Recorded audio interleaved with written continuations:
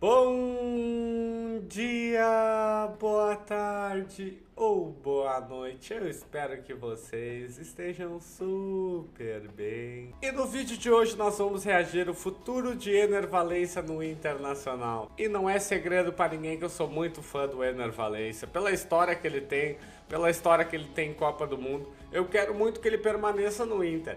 Mas caso ele fosse sair do Inter, eu queria muito, muito mesmo que ele fosse pro Galo. Ia se encaixar que nem uma luva no ataque do Galo. Mas eu acho que ele vai permanecer no Inter. Mas caso saia, o Galo é o destino. Mas sem mais enrolações, sim, bora lá reagir. Futuro do Ener Valencia no Internacional. Vou deixar o link do vídeo original, o Charla Podcast, que pra mim é o melhor podcast que tem de futebol. Os caras falam muito bem, conhecem futebol, deixa o entrevistado falar, vamos lá dar uma moral. Se inscreve, deixa o like e comenta, vim pelo Cortes do Johnny, mesmo conheça o canal. Vai que eles conheçam o Johnny, né? Fala, tropa! As melhores odds do mercado você encontra na KTO. Cada jogo é único. Vral! Ei, KTO. Eu, tu, 2 filhos e uma aposta. Que isso, KTO, que isso? Enxerga nós. Tem outro jogador que a gente vai perguntar. Olha a camisa do Inter ali, 1979. Pergunta também que surgiu sobre continuidade do Ener Valencia, né, para 25. O Ener que eu gosto muito do jogador, né, porque, enfim, principalmente no Fenerbahçe, rendeu muito bem, na Copa foi muito bem e tudo mais. Aí Mas o Colorado esperava mais, eu acho. Não, esperava mais, não vou ser hipócrita dizer que não. Mas o Ener Valencia teve uma má temporada esse ano. A temporada do ano passado, mesmo ele perdendo aqueles gols na semifinal da Libertadores, o Inter tomou 2 gols, tava ganhando de 1-0. Então ele não teve culpa em tomar 2 gols, né? Ele não ganha por um só jogador e não perde por um só jogador, né? O Ener Valencia fez a parte dele. Se não fosse o Valencia, o Inter nem tinha chegado à semifinal. Classificou o Inter contra o River, classificou o Inter contra o Bolívar lá na altitude, fez 2 gols. Tá louco. A parte dele ele fez ano passado. Esse ano ele foi mal. Muito também por causa da Copa América. Ele perdeu um pênalti na semifinal contra a Argentina. Poderia ter classificado o Equador. E jogador de futebol não é máquina. Por mais que eles ganham milhões, tem o psicológico, mental. Tá em baixa. Mas o Ener Valencia, a nível Brasil, ele é craque. Principalmente pela Libertadores do ano passado. Mas ele agora, na reta final do Brasileiro, ele fez alguns gols importantes, né? O Entrando Valencia marcou no Flamengo, por exemplo, né? É um jogador que se pensa a continuidade dele, não é? E na sequência eu queria que você respondesse sobre... Você está falando sobre o fôlego financeiro, sobre os prejuízos do Inter. O que você imagina da janela? Porque o Gauchão vai começar mais cedo. Planeja que o Inter entre na janela da forma que entrou no último ano? Ou você acha que vai ser ali mais uma composição de elenco? O que o Inter está trabalhando nesse momento? Mas antes de falar do Ener. Pra mim tem que ficar com Valencia e Borré. 2 baita centroavantes, não precisa nem contratar. Tem o Ricardo Matias vindo da base, o Luca.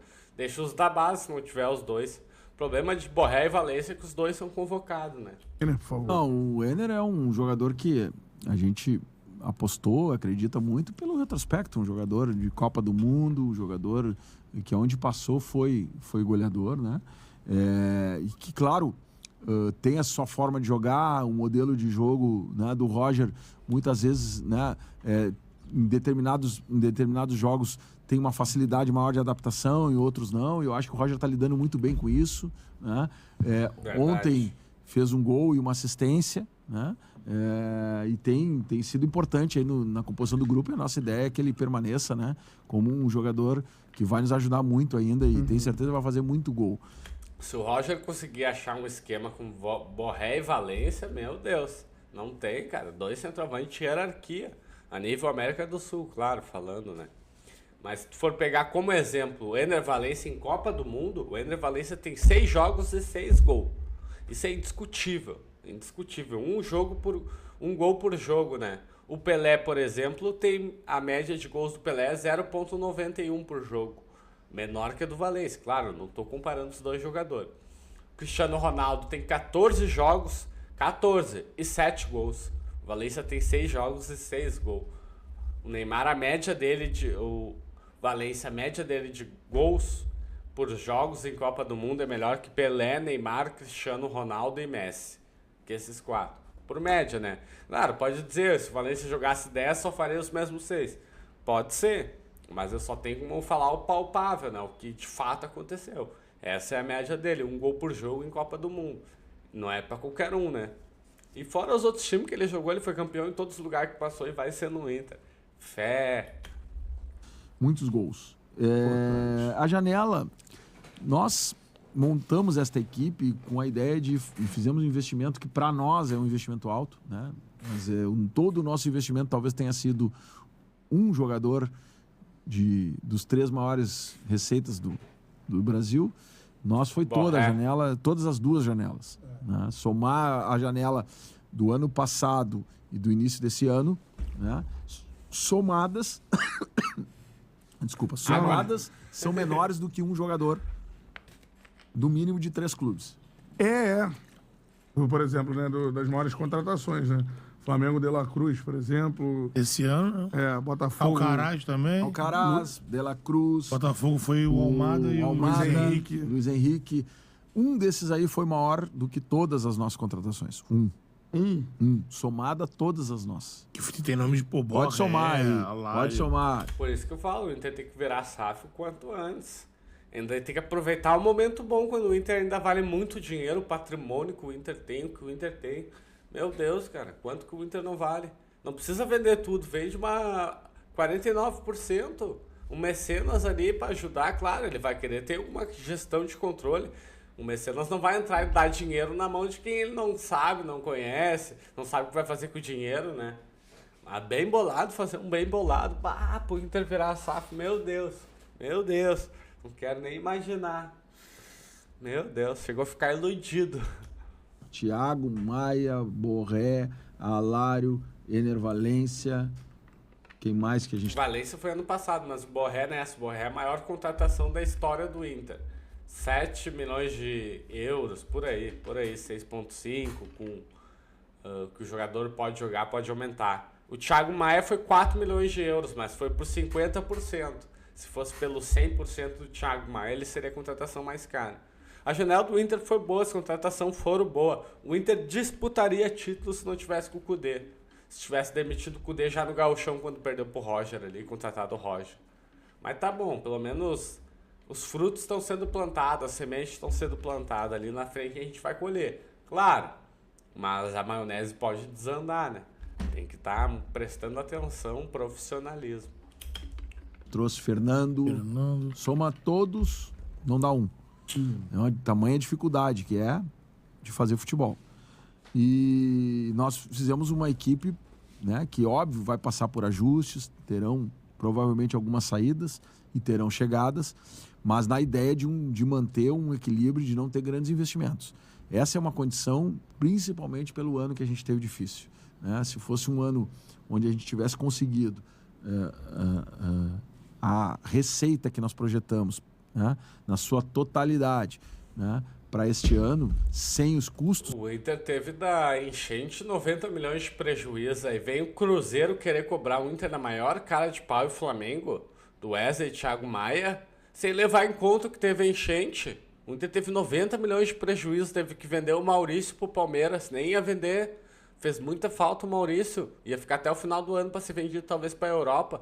Foi obrigado a vender por causa da enchente, o déficit que teve. Eu tenho certeza que se fosse o Galo, que o Inter tivesse comprado o Wesley, eles tinham relevado, não tinham jogado pelo menos para a imprensa, tinham cobrado no particular. Aí vai Cruzeiro e Flamengo começa a jogar na imprensa. Tá louco? Essa é a solidariedade de vocês. Claro, a gente tem que pagar e a gente vai pagar, isso é óbvio. Mas, pô, ficar jogando para a imprensa, assim, o Inter tá devendo, né? Pra mim, no mínimo, soa mau caratismo. Mau caratismo quem faz isso. Sacanagem. Os que a gente teve fora da curva, a gente com certeza teria uma capacidade de investimento maior. Mas você não pode dar o passo maior que a perna. Então a ideia é fazer mexidas pontuais. E maturar, né? Manter o grupo naquilo que for possível e na eventuais saída, né, buscar qualificar, né, com a utilização da ciência de dados, da inteligência, do nosso departamento de futebol. O Inter tem o CAPA, que é para analisar jogadores, né? E tem que trabalhar para achar alternativas, né, que nos entregue qualidade, né, dentro de uma possibilidade financeira que o clube tem. Como está a base do Inter hoje? Teve um tempo atrás que o Inter revelou, vamos lembrar assim, de alguns, assim, Pato, né? Aparece lá. Juliano aparece no Inter. Oscar. Né? Numa situação de tá esperto no mercado, o Oscar. Mercado de base. O Oscar deu. São Paulo deu mole ali, o Inter. Mas não foi É a mesma coisa o Yuri Alberto. O Inter foi lá e captou. formado no Inter, né? Não foi formado no Inter, chegou já exatamente. semi-pronto, vamos dizer assim, né? O Pato é uma cria do Inter, né? Hoje, Luiz Adriano. eu diria o seguinte, o Internacional tem ao longo dos últimos, talvez quase 10 anos, uma dificuldade de formação de atletas, né? O que já foi o celeiro de ases, né? Se tornou uma dificuldade. Vocês têm uma ideia, 2015, nós tivemos aí o Alisson, goleiro, né? Revelado, o William, o zagueiro Alan Costa, o lateral esquerdo Jefferson, que jogou um tempo no Dourado. Entregou a Libertadores 2015. O Dourado jogava muita bola. Não sei porque venderam pro futebol mexicano. Tá louco. Jogava de terno, cara. E na despedida, uns jogos antes, ele fez hat-trick sendo volante, primeiro volante. Sacanagem que fizeram com ele, queimaram ele. Aí faz parte. Futebol assim, não dá pra levar pro coração, né? O importante é o clube. Valdívia e Sacha no time principal. Depois nós tivemos o William, Dourado, em 2016, o Valdívia, o Arthur e o Sacha. 2016, isso vem diminuindo, eram 7 jogadores, caíram para 5, caíram para 3, caíram para 2. O último jogador foi o Fux, 2020. Aí, no Galo. que nós vendemos. Ele e o lateral direito que está lá no Real Madrid, Benício Tobias. Vinícius Tobias. E aí a fábrica veio diminuindo e parou. Hoje, a gente consegue ter, e eu não quero esquecer de ninguém, porque eu não trouxe a lista aqui, mas aí já pode me ajudar aqui nos nomes, se eu esquecer alguém. Hoje nós temos o... Vitão? Não, o Vitão não foi da base do Inter. Ah, não foi. Vamos pegar o volante lá, o Luiz... Oi? Luiz Otávio. Tem um 7, Prado, 8. Gustavo Prado. Gabriel. O Gabriel Carvalho. A base do Inter tá dando os frutos que muito tempo não dava. Isso tem que reconhecer, né? O que o Inter tem na base titular, banco e terceiro assim, jogador para entrar é surpreendente. Muito tempo eu não via. Os que o Inter pegava para vender era pronto. Era pronto, que nem o Yuri Alberto. E os que eram da base do Inter, o último que o Inter vendeu por um bom dinheiro foi o Fux. Inclusive, eu acho que o Inter poderia tentar com o Galo repatriar o Fux. O Inter tá precisando de zagueiro. Fazer um brick bem bolado quando vê o Valência. Tem um brick bom aí, tem um brick bom. O Galo tem um que eu gosto muito, que eu acho que no Inter serviria muito bem, que é o Otávio. Joga de terno. O Inter tem uns bons também pro Galo. Wanderson, ponta. Meu Deus, se eu pensar nos bem bolados que dá Inter e Galo, eu fico maluco. Carvalho, o Wilson, o Ricardo Matias, o Luca, o Anthony, goleiro. Sim. Deixa eu ver, devo estar esquecendo mais algum ali. Mas assim, hoje nós temos mais uns 8 jogadores mais ou menos da base. Tô no grupo do que estão no profissional. grupo profissional. E isso foi porque a gente teve que reformular um trabalho. Né? Reformular um trabalho que foi longo, que foi difícil. Esses meninos não chegaram agora no Internacional. Os meninos estão aí no Internacional há um bom tempo, desde os... Sendo lapidados, né? E o Gabriel Carvalho entrou com 16 anos esse ano. O Roger botou jogar, bancou. Foi pro banco, deu uma diminuída, uma oscilada, né? Mas, por exemplo, tu vê no Transfer Market, o Gabriel Carvalho valia 500 mil euros. Agora tá 12 milhões de euros, 17 anos. Vai essa temporada bem no Inter, Libertadores e tal, vai longe. Dá pra vender por 50 de euros. Tá louco. Salva o clube. 9, 10, 11 anos. E foram sendo trabalhados para chegar nisso. O que a gente precisa agora é manter essa linha sucessória, não parar.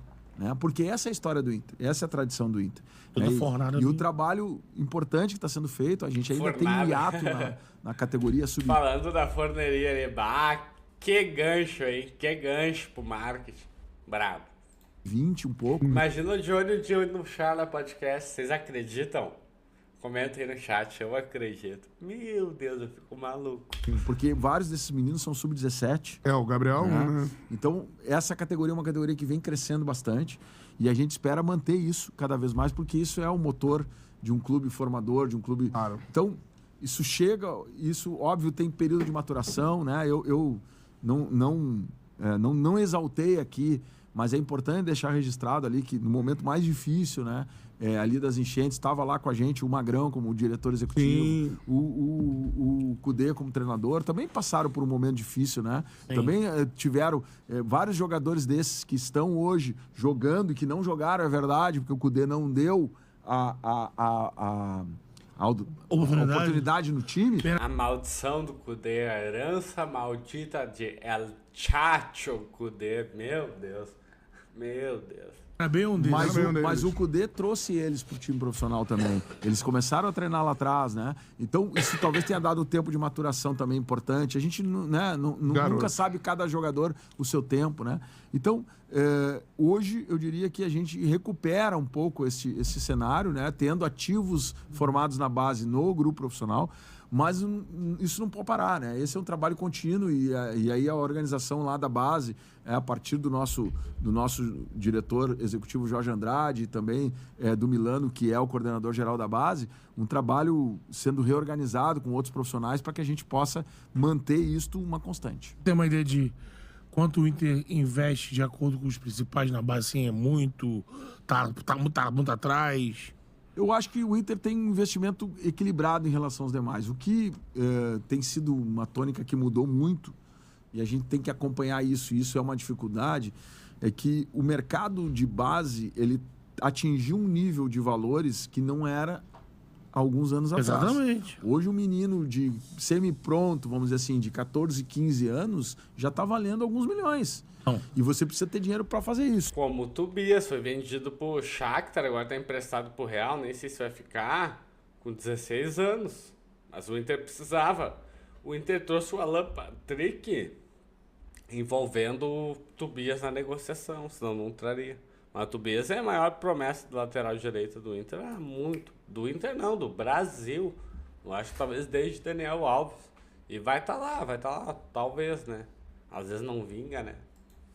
Né? O Internacional vem na formação mesmo, pegar de 10, 11 anos e, né, ou buscando a partir de uma rede de observadores, né? Mas tem time que já tá botando dinheiro na frente. Se eu não me engano, a última vez que eu ouvi o Flamengo, alguém do Flamengo falando quanto tinha gastado naquela temporada com a base, se eu não me engano, o Bandeira já tava colocando 50 milhões. Quando o Landim assumiu em 19, eu acho que o último número que eu ouvi foi algo perto de 70 milhões, eu não sei quanto é que tá hoje. Sim. Foi quando me soltou assim, falando, olha como hoje os times que, Palmeiras, Flamengo, que aparece toda hora jogador aí, gasta porque vai buscar jogador no Brasil inteiro, né? Captação, né? Captação de jogadores. Eu né? também tenho os meus apoios aqui. Boa! Anthony, Cauã Jesus, Luiz Otávio, Gabriel Carvalho, Gustavo Prado, Luca Drummond, Ricardo Matias. Isso hoje e agora já treinando no grupo profissional recente. O Ricardo Matias é centroavante. Esse cara é um fenômeno. Pegou os últimos amistosos da seleção em 2 jogos e fez 7 gols. Esse cara é um fenômeno. Claro, mas tem que ver vingar, né? Mas esse cara aí tem futuro. Fez o gol no Corinthians de letra. Toma o que te mandaram. Recentemente, o Menck, que é goleiro da seleção sub-17, né? O Pedro Cauã, o Vitor Gabriel, o Bernardo e o Iago Noal. Então, são vários jogadores sobre o Noal aqui que também, já né? estão hoje na equipe principal, treinando com a equipe principal. E essa é uma tônica que a gente... isso aqui é uma geração de jogadores que vem sendo formada há algum tempo, de um trabalho que não é de hoje, né? E que precisa ser mantido para que a gente possa diminuir, mudar esta regressão que vinha acontecendo de 2015 para cá. Fala, Charludo! Gostou desse corte que você acabou de assistir? Se inscreve no canal aí, dá essa moral pro Charla aí. Vral! Mas o vídeo de hoje vai ficando por aqui. Até a próxima!